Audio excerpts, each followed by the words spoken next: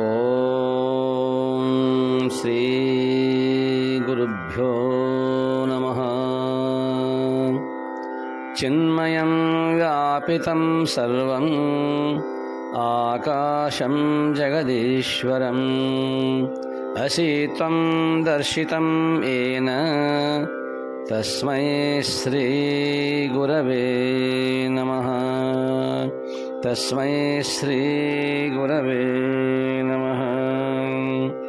ಶ್ರೀ ಭಗವಾನುವಾಚ ವಿಷಯಾ ವಿನಿವರ್ತಂತೆ ನಿರಾಹಾರಸ್ಯ ದೇಹಿನಃ ರಸವರ್ಜಂ ರಸೋಪ್ಯಸ್ಯ ಪರಂ ದೃಷ್ಟ್ವಾ ನಿವರ್ತತೆ. ಪರಂ ದೃಷ್ಟ್ವಾ ನಿವರ್ತತೆ. ನಿರಾಹಾರನಾದ ದೇಹಿಯನ್ನು ತೊರೆದು ಶಬ್ದಾದಿ ವಿಷಯಗಳು ಹಿಂದಿರುಗುವವು. ಆದರೂ ವಿಷಯ ವಾಸನೆ ಉಳಿದಿರುತ್ತದೆ. ಪರಬ್ರಹ್ಮ ಸಾಕ್ಷಾತ್ಕಾರದ ನಂತರವೇ ಆ ವಿಷಯ ವಾಸನೆಯು ಇಲ್ಲದಂತಾಗುತ್ತದೆ. ಸರ್ವರಿಗೂ ಪ್ರಣಾಮಗಳು.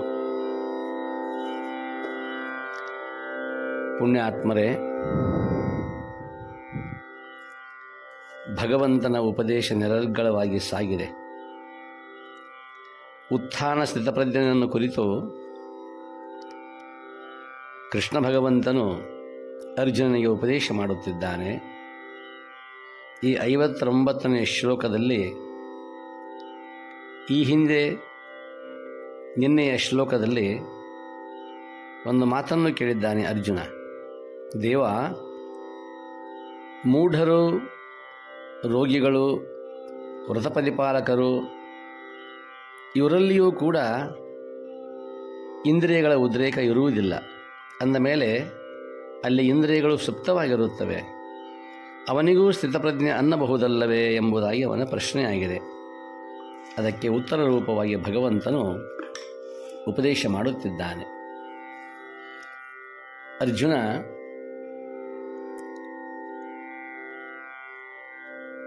ಪರಬ್ರಹ್ಮನನ್ನು ಸಾಕ್ಷಾತ್ಕಾರ ಮಾಡಿಕೊಂಡಾಗ ಈ ಸ್ಥಿತಪ್ರಜ್ಞನ ಆ ವಿಷಯದ ತೃಷೆ ಕೂಡ ಹೋಗಿಬಿಡುತ್ತದೆ. ಆದರೆ ನಿರಾಹಾರಿಯಾಗಿರುವಂಥವನು ಆಮೆಯಂತೆ ಇಂದ್ರಿಯಗಳನ್ನಷ್ಟೇ ಒಳಸೆಳೆದುಕೊಳ್ಳುತ್ತಾನೆ. ಸ್ಥಿತಪ್ರಜ್ಞನು ಮಾತ್ರ ಇಂದ್ರಿಯಗಳನ್ನು, ವಿಷಯಾಭಿಲಾಷೆಯನ್ನು ಸೆಳೆದುಕೊಳ್ಳುತ್ತಾನೆ. ಈ ವಿಷಯಾಭಿಲಾಷೆ ಎನ್ನುವುದು ಬಹಳ ಮಹತ್ವದ್ದು. ಇಂದ್ರಿಯಗಳನ್ನು ನಿಗ್ರಹ ಮಾಡಬಹುದು. ಇಂದ್ರಿಯಗಳನ್ನು ನಿಗ್ರಹ ಮಾಡಿದ ನಂತರದಲ್ಲಿ ಒಳಗೆ ಮನಸ್ಸಿನಲ್ಲಿ ಸುಪ್ತವಾಗಿ, ಗುಪ್ತವಾಗಿ ಅಭಿಲಾಷೆ, ಆ ವಿಷಯದ ಬಗ್ಗೆ ಕುರಿತು ಚಿಂತನೆ ಅಥವಾ ಅದರ ವಾಸನೆ, ಅದೂ ಕೂಡ ನಾಶವಾಗಬೇಕು. ಈ ಉತ್ಥಾನ ಸ್ಥಿತಪ್ರಜ್ಞೆಯಲ್ಲಿ ಯಾವುದೂ ಇಲ್ಲ. ಸಂಪೂರ್ಣ ಆಮೆಯಂತೆ ತನ್ನ ಇಂದ್ರಿಯಗಳನ್ನು ತನ್ನ ನಿಯಂತ್ರಣದಲ್ಲಿ ಇಟ್ಟುಕೊಂಡಿದ್ದಾನೆ. ಅಷ್ಟೇ ಅಲ್ಲ, ಅವನ ಹೃದ್ಗತವಾಗಿರುವಂತಹ ವಿಷಯ ವಾಸನೆಯೂ ಕೂಡ ಹೋಗಿಬಿಟ್ಟಿದೆ. ಆದರೆ ಅರ್ಜುನ, ನೀನು ಕೇಳಿದಂತೆ ಈ ಜಡರು, ವ್ರತಶೀಲರು, ರೋಗಿಗಳು ಮತ್ತು ಕಾಷ್ಟ ತಪಸ್ವಿಗಳು ವಿಷಯಗಳನ್ನು ಉಪಭೋಗಿಸುವುದಿಲ್ಲ. ಅವರು ಅನ್ನ ನೀರು ಬಿಡುತ್ತಾರೆ, ಕಣ್ಣು ಕಿವಿಗಳ ಮೇಲೆ ನಿರ್ಬಂಧನ ಹೇರುತ್ತಾರೆ, ಸ್ತ್ರೀಧನಗಳನ್ನು ದೂರಿಡುತ್ತಾರೆ. ಆದರೆ ಏನು, ಬಿಟ್ಟ ವಿಷಯಗಳ ಆಸಕ್ತಿಯ ರೂಪ ರಸ ಮಾತ್ರ ಅವರ ಮನದಲ್ಲಿ ದ್ರವಿಸುತ್ತಿರುತ್ತದೆ. ಉದಾಹರಣೆಗಾಗಿ ಕರ್ಪೂರದ ಡಬ್ಬಿ ಇರುತ್ತದೆ ಎಂದು ತಿಳಿಯೋಣ, ಅಥವಾ ಇಂಗಿನ ಡಬ್ಬಿ ಇರುತ್ತದೆ ಎಂದು ತಿಳಿಯೋಣ. ಅಡುಗೆ ಮನೆಯಲ್ಲಿ ನಾವು ಆಹಾರವನ್ನು ಬೀಸುವಾಗ ರುಚಿಗೆ ತಕ್ಕಂತೆ ಇಂಗನ್ನು ಬಳಸುತ್ತೇವೆ. ಆ ಇಂಗಿನ ಡಬ್ಬಿ, ಆ ಇಂಗು ಖಾಲಿಯಾದ ನಂತರದಲ್ಲಿ ಖಾಲಿಯಾದ ಆ ಡಬ್ಬಿ ಆ ಇಂಗಿನ ವಾಸನೆಯನ್ನು ಹೊಂದಿಕೊಂಡಿರುತ್ತದೆ. ಕರ್ಪೂರವೂ ಅದೇ ರೀತಿ. ಕರ್ಪೂರ ಖಾಲಿಯಾದ ನಂತರದಲ್ಲಿ ಅದರಲ್ಲಿ ಅಡಗಿರುವಂಥ ವಾಸನೆ ಮಾತ್ರ ಸೂಕ್ಷ್ಮವಾಗಿ ಇದ್ದೇ ಇರುತ್ತದೆ. ಇಲ್ಲಿ ಭಗವಂತನ ಮತಿತಾರ್ಥ ಏನು ಎಂದರೆ, ಇಂದ್ರಿಯಗಳನ್ನು ನಿಯಂತ್ರಣದಲ್ಲಿ ಇಟ್ಟುಕೊಂಡಿರಬಹುದು, ಇಂದ್ರಿಯಗಳನ್ನು ಜಯಿಸಿರಬಹುದು. ಆದರೆ ಆ ಇಂದ್ರಿಯಗಳಿಂದ ಅನುಭವಿಸಿದ ಆ ವಿಷಯ ವಾಸನೆ ಏನಿದೆಯಲ್ಲ, ಅದು ನಾಶವಾಗಬೇಕು. ಅದು ಸ್ಥಿತಪ್ರಜ್ಞೆಯಲ್ಲಿ ಇಲ್ಲ. ನಿರಾಹಾರಿಯಲ್ಲಿ ಮಾತ್ರ ಇಂದ್ರಿಯಗಳು ತನ್ನ ನಿಯಂತ್ರಣದಲ್ಲಿ ಇರುತ್ತವೆ. ಆಮೆಯಂತೆ ಪ್ರಸಂಗ ಬಂದಾಗ ಆ ಆಮೆ ತನಗೆ ಭಯ ಬಂದಾಗ, ಭೀತಿ ಉಂಟಾದಾಗ ಇಂದ್ರಿಯಗಳನ್ನು ಒಳಸೆಳೆದುಕೊಳ್ಳುತ್ತದೆ. ಹಾಗೆ ಇಂದ್ರಿಯಗಳನ್ನು ನಿಯಂತ್ರಿಸಿದವನು ಹಾಗೆ ಮಾಡಬಹುದು ಆಮೆಯಂತೆ. ಒಳಗೆ ವಿಷಯ ವಾಸನೆ ಇದ್ದರೆ ಇಂದ್ರಿಯಗಳನ್ನು ನಿಯಂತ್ರಣದಲ್ಲಿ ಇಟ್ಟುಕೊಂಡಿದ್ದರೂ ಕೂಡ ಅವನು ಜಿತೇಂದ್ರಿಯನಾಗಿರಬಹುದು, ಆದರೆ ಆತ್ಮಜ್ಞಾನಿಯಲ್ಲ. ಯಾಕೆಂದರೆ ಅಲ್ಲಿ ವಾಸನೆ ಇದೆ. ಉದಾಹರಣೆಗಾಗಿ ದೃಷ್ಟಾಂತ ರೂಪದಲ್ಲಿ ಹೇಳುವುದಾದರೆ,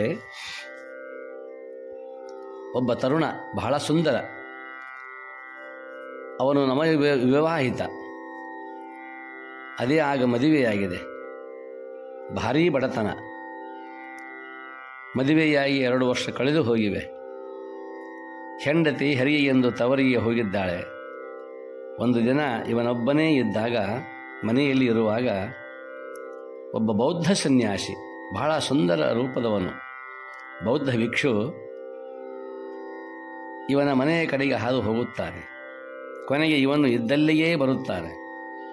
ಆ ಸನ್ಯಾಸಿಯ ಆ ಪ್ರಸನ್ನ ಮುಖ, ಆ ಪ್ರಸನ್ನ ವದನ, ಅವನ ಮುಖಕಾಂತಿ, ಅವನ ಲಕ್ಷಣ, ಅದನ್ನು ಕಾಣುತ್ತಲೇ ಈ ಪುರುಷ, ಈ ಯುವಕ ತಾನು ತಿಳಿದುಕೊಳ್ಳುತ್ತಾನೆ, ನನ್ನ ಸಂಸಾರದ ಕಷ್ಟ ಮಂಜಿನಂತೆ ಕರಗಿ ಹೋಗುತ್ತದೆ. ಈ ಸನ್ಯಾಸಿಯ ದರ್ಶನ ಮಾತ್ರದಿಂದ ದುಃಖ ಮರೆಯಾಗುವುದಾದರೆ ನಾನು ಏಕೆ ಸನ್ಯಾಸಿ ಆಗಬಾರದು? ನೋಡಿ, ಅದೇ ಆಗ ಮದುವೆಯಾಗಿದೆ, 2 ವರ್ಷವಾಗಿದೆ. ಪತ್ನಿ ಹೆರಿಗೆಗೆ ಹೋಗಿದ್ದಾಳೆ ತವರಿಗೆ. ಬೌದ್ಧ ಸನ್ಯಾಸಿಯ ಪ್ರಭಾವ, ಬುದ್ಧನ ಪ್ರಭಾವ ಎಷ್ಟಿರಬಹುದು ಆ ಕಾಲದಲ್ಲಿ. ಇವನು ಸಂಕಲ್ಪ ಮಾಡುತ್ತಾನೆ, ನಾನೊಬ್ಬ ಗೃಹಸ್ಥ, ಹೆಂಡತಿ ಹೆರಿಗೆಗೆ ಹೋಗಿದ್ದಾಳೆ ಎಂಬ ಭಾವವನ್ನು ಕೂಡ ಮರೆತಿದ್ದಾನೆ, ಮರೆಸಿಬಿಟ್ಟಿದೆ ಅವನ ಮುಖಕಾಂತಿ. ಬುದ್ಧಂ ಶರಣಂ ಗಚ್ಛಾಮಿ ಅಂದವನೇ ಸನ್ಯಾಸಿಯನ್ನು ಹಿಂಬಾಲಿಸಿದ ಈ ಯುವಕ. ಶ್ರೇಷ್ಠ ಸನ್ಯಾಸಿಯಾದ, ಗುಡ್ಡ ಗುಹೆಗಳನ್ನು ಸೇರಿ ಅಖಂಡವಾಗಿ 10 ವರ್ಷ ತಪಸ್ಸನ್ನಗೈದ. ಇನ್ನೇನು ಆತ್ಮಸಾಕ್ಷಾತ್ಕಾರದ ಗಳಿಗೆ ಸಮೀಪಿಸಿರಬೇಕು ಎಂದಿನಂತೆ ಹೊಳೆ ಸ್ನಾನಕ್ಕೆಂದು ಬರುತ್ತಿದ್ದಾನೆ. ಹೊರಗೆ ಬಂದಿದ್ದಾನೆ.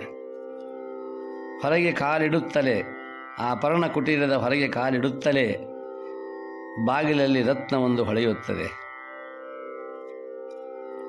ಆ ರತ್ನ ಮೆರಿ ಮಿಂಚುತ್ತಿದೆ. ನಕ್ಷತ್ರದ ಬೆಳಕಿನಲ್ಲಿ ರತ್ನ ನುಡಿಯಿತು, ನಾನು ಮಣ್ಣಲ್ಲಿ ಬಿದ್ದು ಮಣ್ಣಾಗಿ ಹೋಗುತ್ತೇನೆ, ಎತ್ತಿಕೋ, ಯಾರಿಗಾದರೂ ಕೊಡು, ನನ್ನ ಜೀವನ ಸಾರ್ಥಕವಾಗುತ್ತದೆ. ಆತನ ವಿವೇಕ ಹೇಳಿತು, ಸನ್ಯಾಸಿಗಳಾದವರು ಸಿರಿ ಸಂಪತ್ತಿನಿಂದ ದೂರ ಇರಬೇಕು. ಆದರೆ ರತ್ನದ ಆಕರ್ಷಣೆಯ ಎದುರು ವಿವೇಕದ ಧ್ವನಿ ಸಣ್ಣದಾಯಿತು. ಸಂಪತ್ತು ಸುಮ್ಮನೆ ಹಾಳಾಗಬೇಕೇ ಎಂದು ಎತ್ತಿಕೊಂಡು ಕಮಂಡಲದಲ್ಲಿ ಹಾಕಿಕೊಂಡು ಹೊಳೆಗೆ ನಡೆದ. ಯಾರಿಗೂ ಕಾಣದಿರಲಿ ಎಂದು ಮೇಲೆ ಬಟ್ಟೆ ಹಾಕಿದ. ಅಂದು ಹೊಳೆಯ ದಂಡೆಯ ಮೇಲೆ ಜ್ಞಾನ ಭಾಸ್ಕರ ಹೊಳೆಯುತ್ತಲಿದ್ದ. ಇಂದು ಕಮಂಡಲದಲ್ಲಿರುವ ರತ್ನ ಹೊಳೆಯುತ್ತಲಿತ್ತು. ಅರಿವಿನ ರವಿ ಮರೆಯಾಗಿದ್ದ.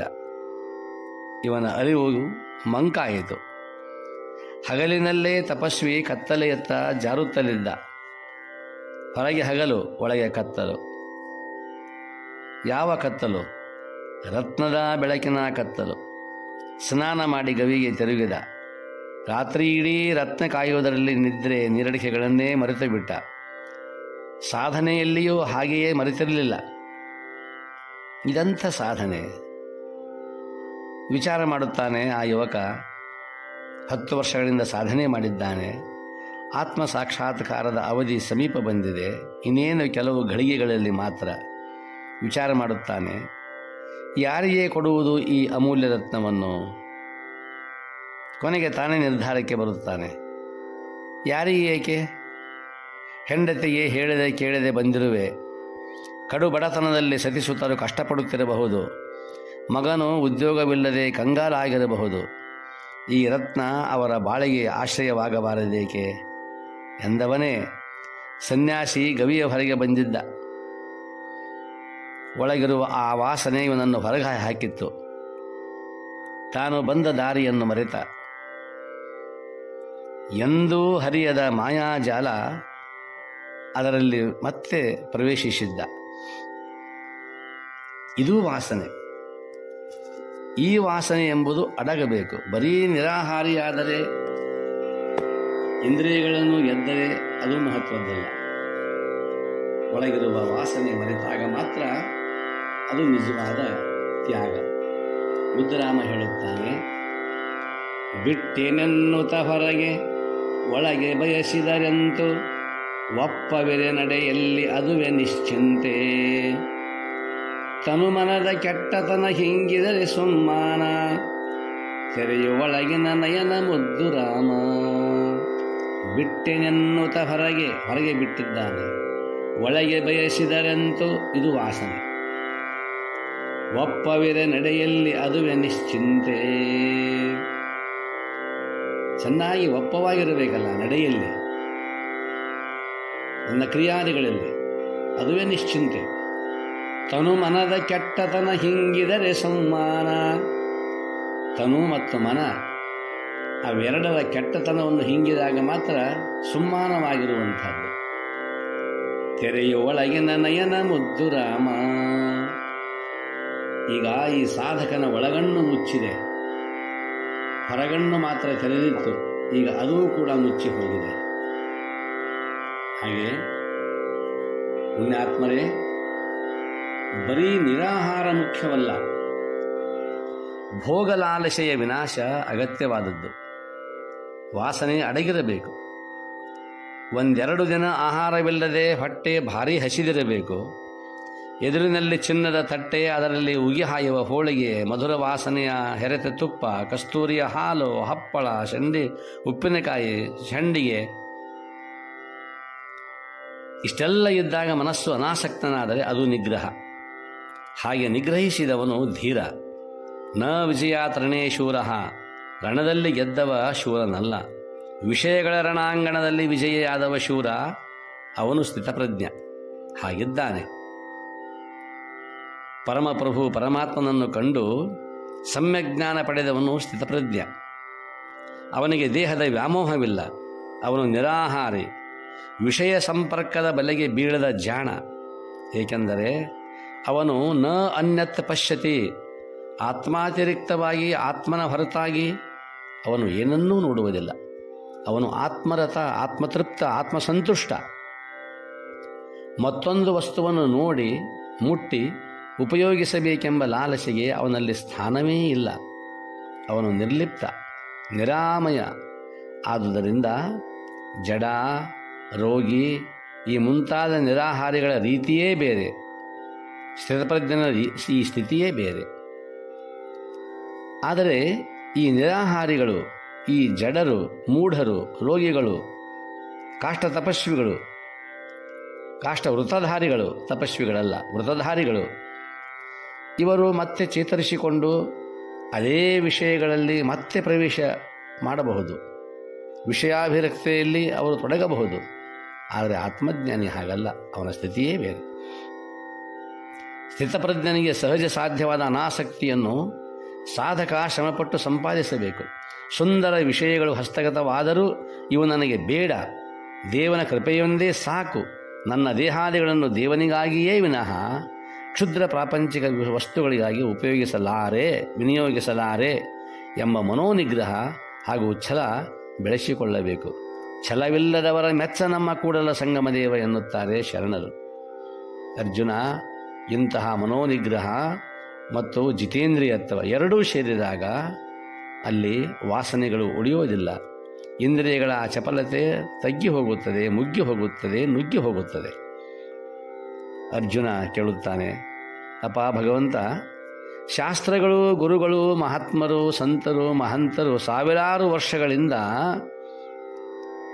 ಇಂದ್ರಿಯ ನಿರೋಧ, ಈ ವೈರಾಗ್ಯ ಇವುಗಳನ್ನು ಜನರಿಗೆ ಘಂಟಾಘೋಷವಾಗಿ ಉಪದೇಶ ಮಾಡುತ್ತಲೇ ಬಂದಿದ್ದಾರೆ. ಆದರೂ ಅವರು ವಿಷಯಗಳಿಂದ ಏಕೆ ಹಿಮ್ಮುಖವಾಗುತ್ತಿಲ್ಲ ಎಂಬ ಪ್ರಶ್ನೆ ಅರ್ಜುನನದಾಗಿದೆ. ಉತ್ತರವನ್ನು ನಾಳೆ ನೋಡುವ. ಓಂ ಶಾಂತಿ ಶಾಂತಿ ಶಾಂತಿ. ಸರ್ವರಿಗೂ ಪ್ರಣಾಮಗಳು.